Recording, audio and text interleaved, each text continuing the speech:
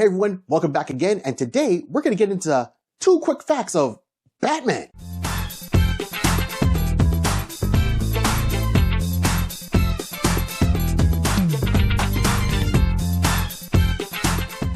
Hey everyone, thank you for tuning in to the iConis podcast. Remember, like, subscribe, and share. Don't let the show be a secret. I'm one of the hosts of the show. This is Barry 3D, and we're going to get right down to it. But before then, Jaybird Digital Arts, thank you very much for the new template. Here we go. Okay, so I was just, on the line, scrolling the internet like I usually do for new facts and tidbits and just to learn. I like keeping the mind going. It keeps my mind young and the body going. All right. And I came across a couple of weird facts of Batman that I just wanted to share with the rest of you. So when I had to double check it. I had to jump into the archives to see what was happening. And I was like, holy crap. So first fact. For a lot of us, we turned around, we read Batman for over the years. You've seen him retcon, you've seen him have different costumes, you've seen the storylines that have happened with Batman. We've all had our favorites, we've had maybe our least favorites. But one that really stands out, we all know about the Michael Keaton one, and then we know that was even influenced by Frank Miller's, The Dark Knight, right? Like that Dark Knight graphic novel, like everyone has, or most people have in their collection or read or know about it. And what was interesting is on The Dark Knight, you see the cover. And it shows, it's blue. It's got the lightning bolt in the background, and you see Batman, just a silhouette of him or shadow jumping off a building, and it's got that in the background. And everyone just looked at it and said, oh yeah, that's great. That's awesome. Love it. Bought it. We're all in for Frank Miller storytelling for that first telling. And that set the tone of how Batman has been perceived since then to now. He doesn't smile. He's a lot darker, a lot more grim, grit. Well, before he was more action oriented, he was a little bit lighthearted, he was smiling. He would still have his moments. I mean, there's older issues you would find of Batman where he'd be disco dancing because it was him, and he would be out with Barry Allen, and they're out at a disco with their dates, dancing away in suits. Okay, it's almost, yeah, right, okay. Batman was it that came out, the movie there, Son of the Dragon, and it was a kung fu thing. Okay, I know I got the name wrong, but you know what I mean.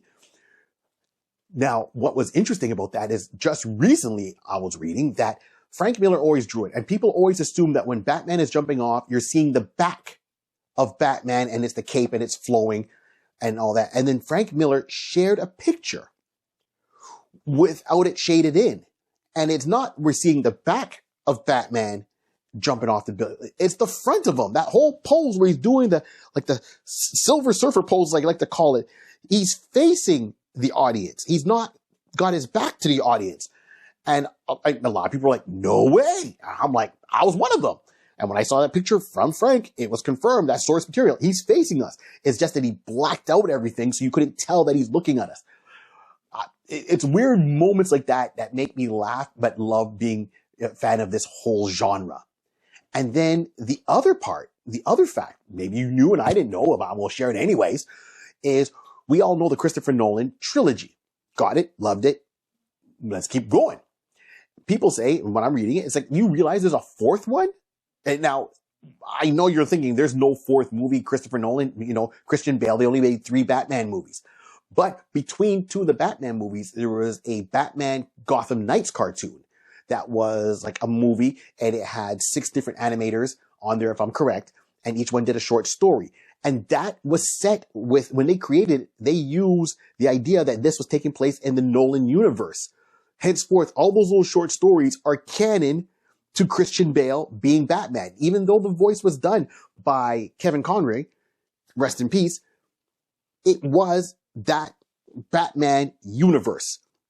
So we have, the first one there with Christian Bale, Batman, and then the second movie. So in between those 2 movies, or the second or third one, between the second and the third one, these tales came out to bridge the gap, to show you his adventures. So him fighting Killer Croc and Deadshot, it's all canon to that. And from different perspectives, breaking into Arkham and helping Gordon, that is canon. I didn't know this. Wanted to share it. I think it was 2 interesting tidbits on there. What other interesting tidbits do you know about Batman that maybe I overlooked? Once again, write in the comments below and let's talk about it. Let's explore it. I like finding these little things out. And once again, am I off? Maybe, maybe not. Let me know. Until then, Sorry, I was going to finish off my sentence, but I see there's a symbol outside, and I think it's Uber Eats, and I'm hungry. So, till then, this is Barry 3D, and I'm out.